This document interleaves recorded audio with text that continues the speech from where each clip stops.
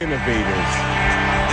They've made a career out of breaking down musical barriers and reign supreme as kings of the mashup. They faced mountains of rejection and reaped the rewards of fame. They have a dark sound with a positive message. They're prolific, passionate, and powerful. So the question is, how did this eclectic group of young men come together to form the most important band in contemporary music? Quite simply, Linkin Park was born to be.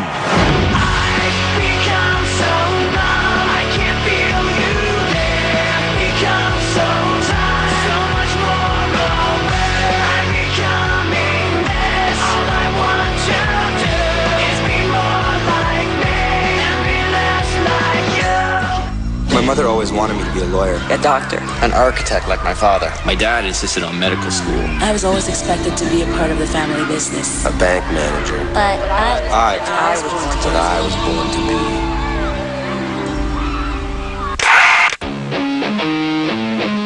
be. Linkin Park's fateful journey to chart-topping dominance began in the hallways of a high school in Southern California. And like every school, Agora High had its cliques: metalheads, hip-hop kids, rockers. Observing the vast chasm between these groups, students Mike Shinoda and Brad Delson fantasized about forming a band that would incorporate all of their favorite musical genres, resulting in a utopian fusion of style and sound.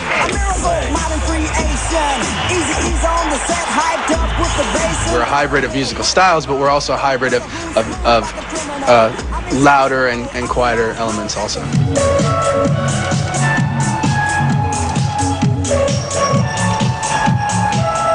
Shinoda, a classically trained musician whose first love was hip-hop, and Delson, a budding rock guitarist, put their money where their mouth was and set out to make their dream a reality. They were all of 18 years old.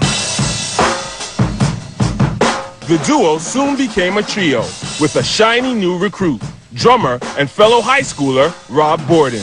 I had dreams about drums. I had dreams about drum fills that I practiced the day before and I couldn't get right. It was just constant drum craziness. The band called themselves Zero. Upon graduation, Zero's founding members headed off to college with their musical dreams tucked firmly in their back pockets. While attending the California Art College of Design, Mike Shinoda hooked up with a like-minded colleague named Joseph Hahn. Hahn, a DJ and illustrator, was intrigued by Shinoda's plot for an all-encompassing musical takeover.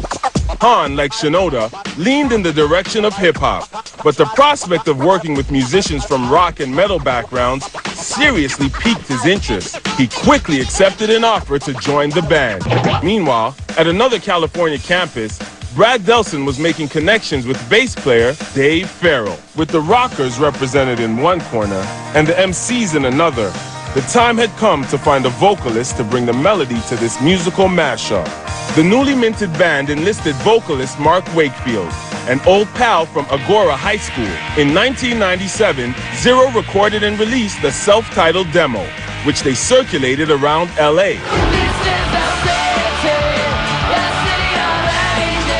The ambitious offering generated a sizable buzz, and the momentum earned the band a coveted spot opening for superstars System of a Down.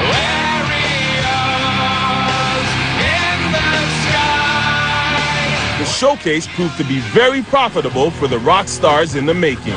Executives from Zomba Music attended the show and were so impressed with Zero's raw talent, they were offered a development deal on the spot. Encouraged by the lightning speed success, the guys amped up their commitment to the band. They began to play the LA circuit with frequency, with hopes of landing a record deal. The Strip has always been, that's where we grew up. I played there a lot, and Brad and Rob, our guitarist and drummer, had played in bands before even I did, so they'd been playing there too. And it's always been somewhere that the young bands, go to try out their stuff. But fate had something else planned for Zero. Over the next 3 years, the band was rejected by every important record label in the business. After an impressive beginning, the group was discouraged by their string of bad luck. Shinoda and Delson agonized over the future of the band. Eventually, they came to the conclusion that in order to survive, they needed a frontman who could better represent their eclectic sound. In 1999, Mark Wakefield was dropped from Zero.